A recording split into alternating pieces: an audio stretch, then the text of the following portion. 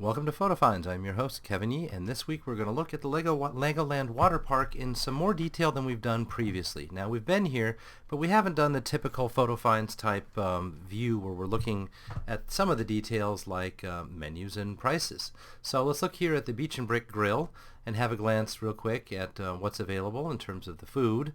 $9 and $8 entrees, such as burgers and mahi sandwiches, as well as sandwich combos, salads, and then kids' meals as well. Now around the corner from here, a smaller menu at the bar, but there is at least a place to get out of the sun, or in case it's raining, to get out of the rain. Just up the way from there is the Duplo Kids Playground, and this is somewhat typical of what we're going to find at this park, where it's essentially an unthemed park when it comes to the facilities and the slides themselves, but there are Lego figures every so often made out of Lego that give the park a certain kind of mentality and feeling to it. Now we're looking here at the speed slides over in the far corner of the park. These are for people who are of a certain height, and as you can see there's one covered and two open air slides up here. As we take a trip up to the top, we'll have a look at Cypress Gardens below us and then the lake off to the side. It's really kind of a pretty view. And then a quick glance up the side of the slides before we look at the top. Now the covered slide is not recommended if you don't like getting water splashed in your face and you don't know when it's coming, perhaps up your nose. One of these slides is more straight down and the other one has three smaller drops, although the acceleration is pretty good on that one as well.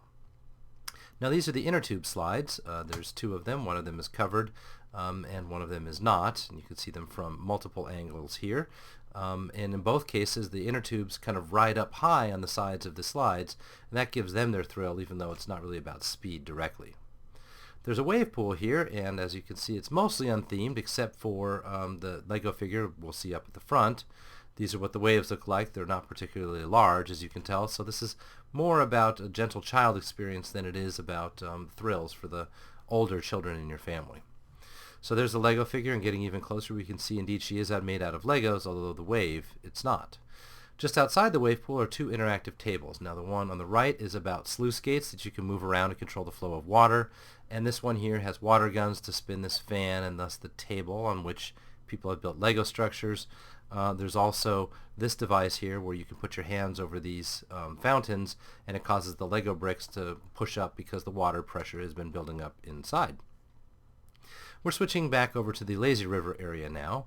And as you can see there are some shade structures here, although perhaps equally noticeable are the Lego lifeguards right up at the front of this attraction, and we are challenged by sign to build a raft. Yes, there are Lego style accoutrements that you put on the outside of your raft there. As you can see there are these zones on the outside of the raft or the sides of the raft which hold these Lego blocks. Now they're foam, they're not regular Lego, but they are kind of the same concept to them.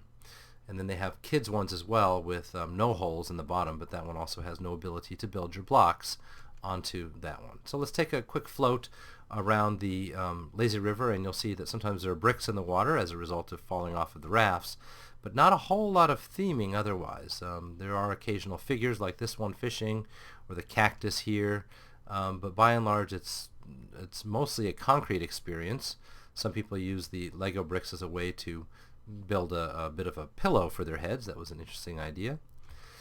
And then we have this loudspeaker guy at the end, and then we're back to the front where we have the lifeguard here and a little bit about the megaphone, how many bricks it took to build it, and then finally the one and only entrance and exit. I did like that they have multiple rows here, a particular lane just for the exit on the right hand side. A little unusual that the lifeguard has to both give you your raft and you have to turn it back in. It's not just a collection of rafts. Perhaps this way they keep the number down that would otherwise be inside the pool.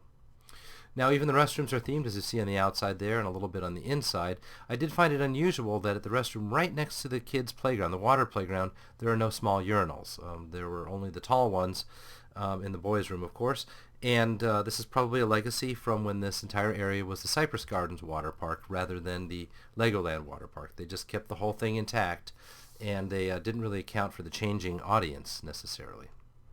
Let's take a quick break at the surf shop where you can see not only do they have clothes such as the bathing suits that you might need and sunscreen and other sundries, they have a couple of Lego figures. Here's one on this display case and one over here that lend it a little bit of atmosphere, as well as these Lego jellyfish you see a couple different places around the park. Switching now to the Joker Soaker, it's called, because there's a Joker in the corner here. This is the redressed child water playground from one of the Cypress Gardens days. And it's got some interesting features, of course, the dump bucket and many of the interactive jets and kind of flowing water fountains you would expect in a child's playground like this, as well as their branding throughout, the Legoland branding. Quite a few slides as well hanging off of this one. Now, as you leave the water park, which remember was an upgrade price from the regular park, you're told you are required to wear shoes and shirts as you go back into the park. When you first come into the park, they recommend water shoes because they recognize there's a lot of concrete throughout the park. That brings us to the end of this week. We thanks for your attention, and we appreciate your extra interest in things like Legoland Water Park. Orlando is a big place with a lot of different types of experiences and interactions, and it just takes a long time to catch up sometimes on these parks that open up almost faster than we can cover them.